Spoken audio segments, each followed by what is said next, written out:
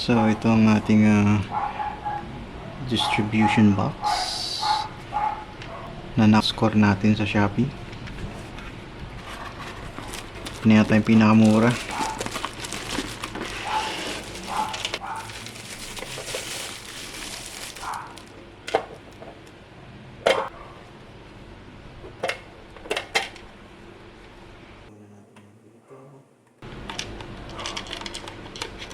May kasama mga screws, 2 piraso. Ito yung DC breaker natin. Yung kinuha kong amperes is 25 amperes. Kasi yun nga, according sa calculations ng voltahe at amperes nung solar panel ko, ito yung naangkop na ampere size na breaker. So kung mapapansin nyo, positive negative. Yung ibang DC breakers kasi may marking siya ng positive negative dito sa taas at saka dito sa baba. Ngayon, in this brand KLSDQ na na-score din sa Shopee, wala. So pagka yung DC breaker nyo walang ganong markings kung saan yung positive or saan yung negative, check nyo na lang dito sa graph dito. So merong graphics dito na nakadraw kung saan yung plus and minus. Tapos meron kasing mga breaker na parang reversible siya, na pwedeng maging ang in dito sa kabila tapos yung out niya dito and vice versa. Check nyo lang sa sa other videos sa internet, YouTube, tungkol dun sa reversible breaker. Hindi ko maalala yung tawag dun. Parang ganun. So parang pwedeng dito yung maging in nya. Usually dito yung in and then dito yung out. Pero yung reversible naman pwede rin maging in dito tapos dito naman yung out. So hindi ko sure kung posible bang yun yung dahilan kaya wala siyang markings ng positive and negative dito. So sa mga experts dyan or nakakaalam, comment down below tungkol sa breaker na sinasabi ko. Anyhow, ito yung DC breaker natin, 25 amperes, gamit para sa ating dalawang 200 watts panel. And then ito naman yung DC SPD. So ipa-flash ko na lang siguro yung close-up ng picture ng mga info nito. So ano bang gamit nitong DC SPD na to? So ang gamit nito is parang siya yung sasalo nung ano bang tawag doon? Kuwari yung panel mo kinidlatan or tinamaan ng kidlat. Yung voltage na dadaloy doon, sasaluhin nitong breaker. Tapos pagka sumobra na siya, aapaw siya dito.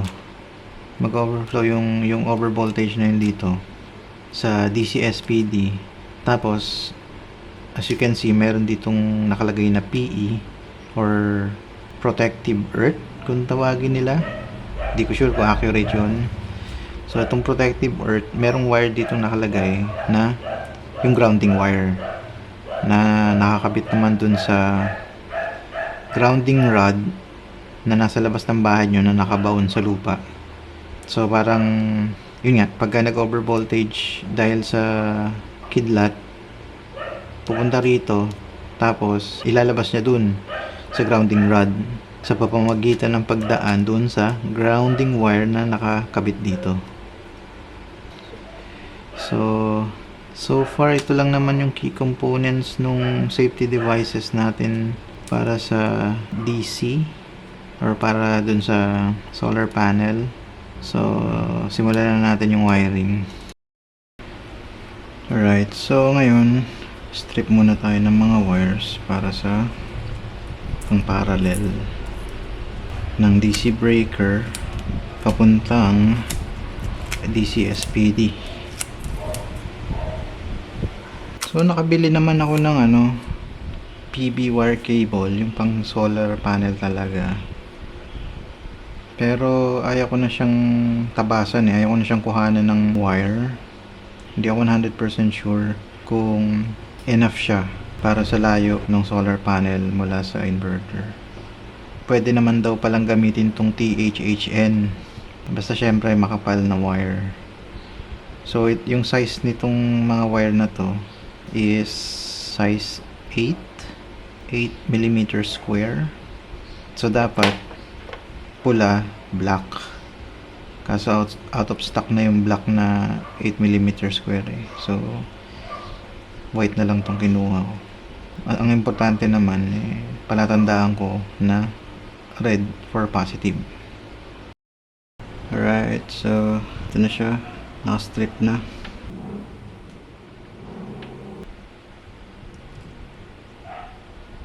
Sakto naman.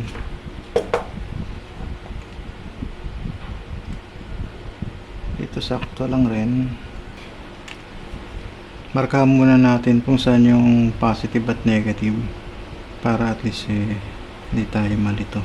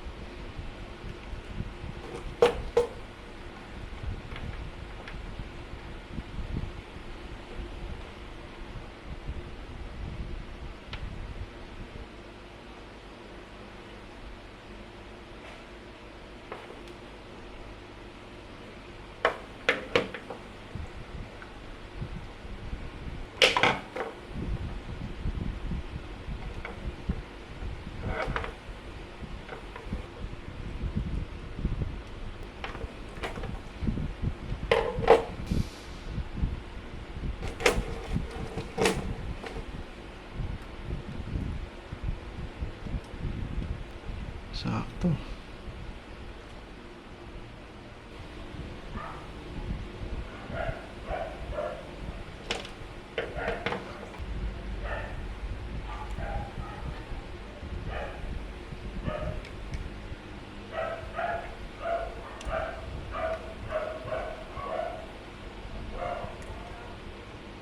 Ngayon naman gagawa tayo ng connection para sa solar panel.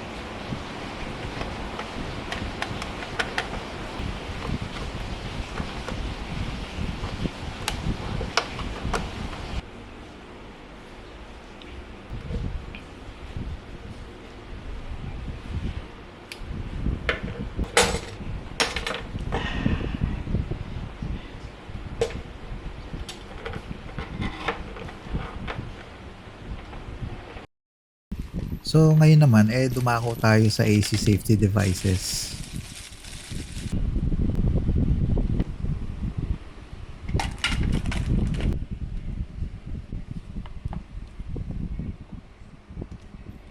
So ito yung mga components na kakailanganin natin.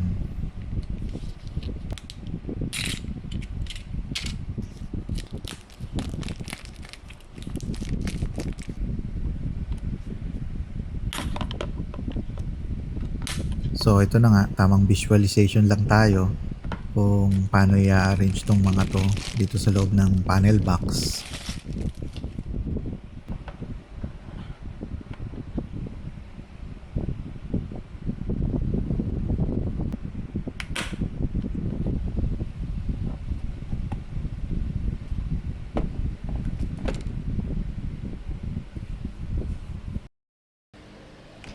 Okay, wiring time.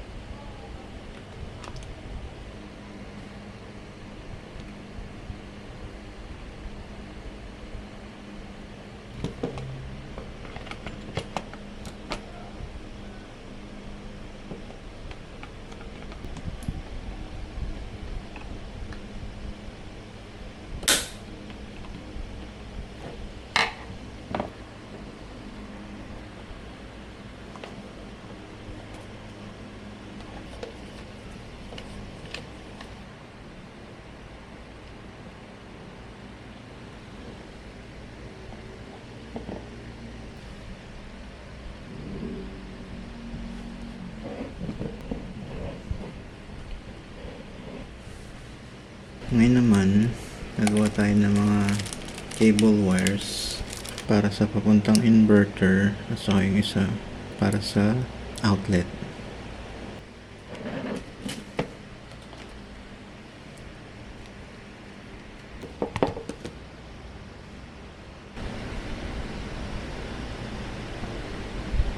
Tabasin muna natin to kasi usually yung mga ganitong putol di natin alam kung gaano na siya katagal sa warehouse or nakastock, so most likely baka corroded na to, kaya puputulan natin siguro mga 0.5 inch.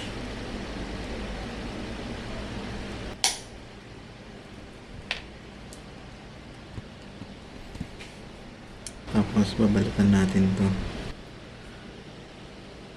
babalatan lang natin yung outer layer para lang ma-expose natin yung inner core nya, yung dalawang pang wires. Hindi natin ito isasagad sa ano.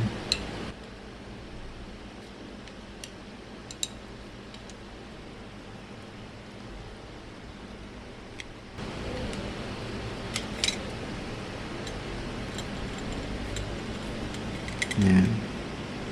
Hopefully hindi natin nasugat.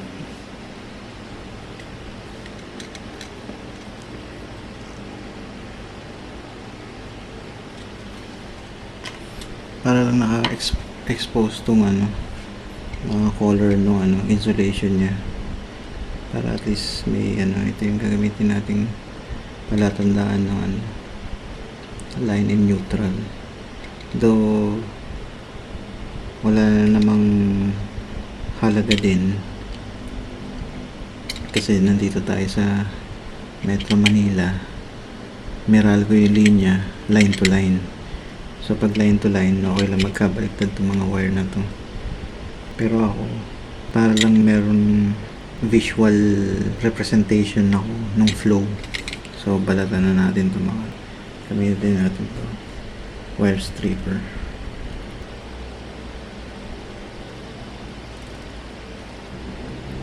14 yung gagamitin natin ano dito sa wire stripper. 14.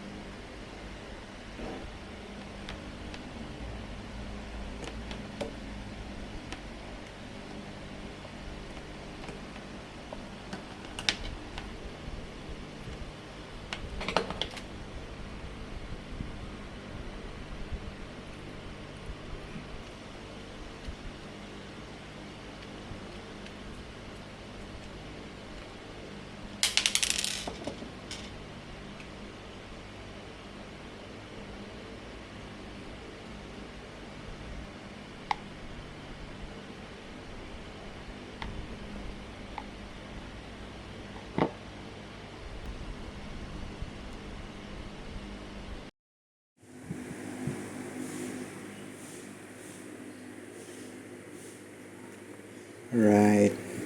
So, ito na. Yung finished product natin. Bali, ito yung AC safety devices. So, walkthrough ko lang kayo. So, ito yung plug papunta sa inverter from Shopee. Tapos, pasok siya dito.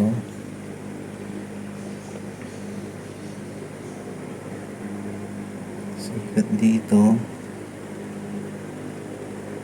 Nakakabit dito sa out ng over voltage, under voltage protector. Tapos,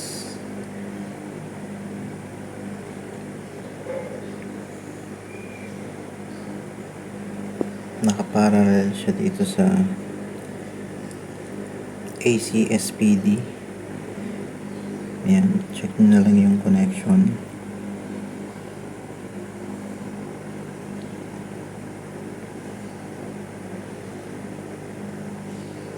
Tapos, itong SPD nakakabit dito sa out ng RCBO.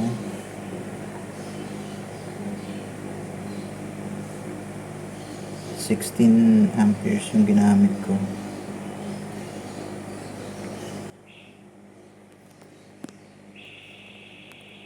Tapos,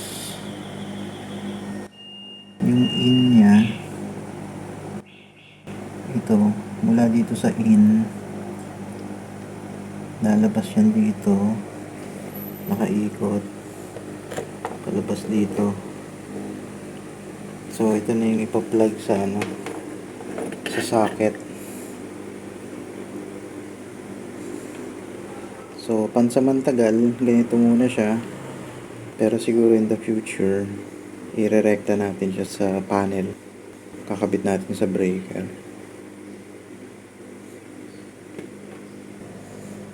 So, yung mga links nung mga pinagbilang ko nitong mga materials na to, lalagay ko na lang sa description below. So, testingin muna natin. Hopefully, wala namang puputok. Alright.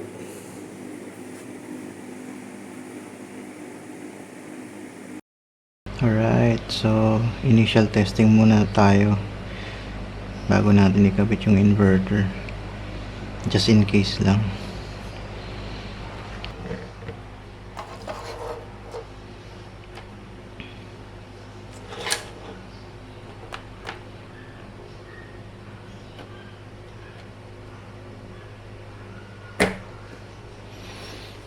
Okay. Hopefully wala namang uusok. Ito muna, first one.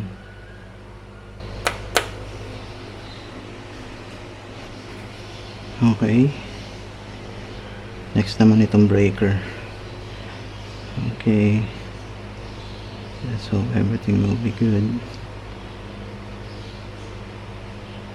Here goes nothing. Okay. Sumindi yung over voltage protector. At sumindi na rin tong RCBO.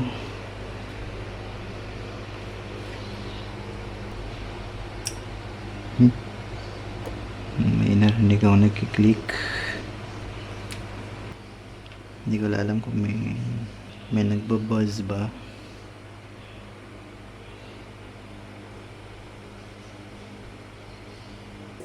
So far so good naman eh. Alright. Sunod na testing natin eh. Ikabit na natin yung inverter. Alright, let's go.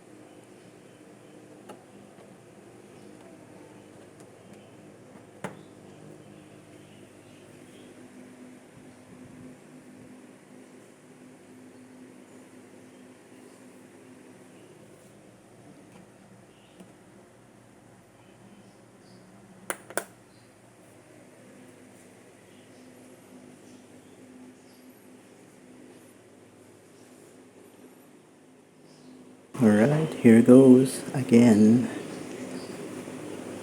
To-turn on na natin tong RCBO slash breaker.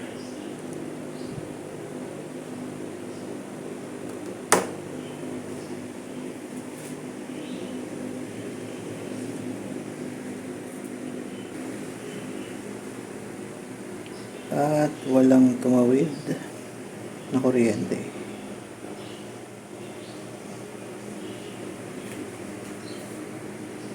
Wala. Oh, there.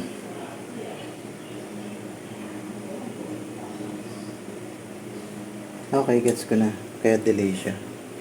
Kasi nga, dahil dito kay over voltage protector.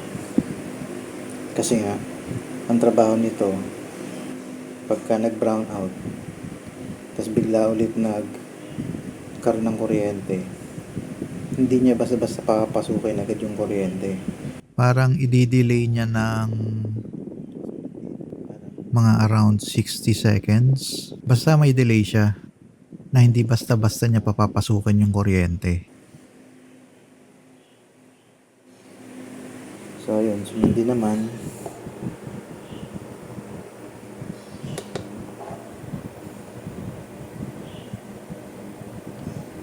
Too low kasi nakakabit nito.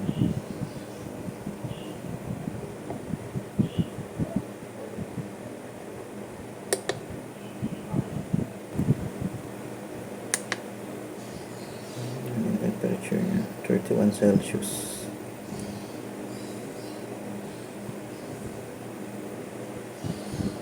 Ayos. Gumana ang AC breaker natin. So, sa pansamantagal, ganito muna yung format niya. Pero as you can see, di ba, masyado na siyang crowded. Kasi 8-way lang tong distribution box ko eh.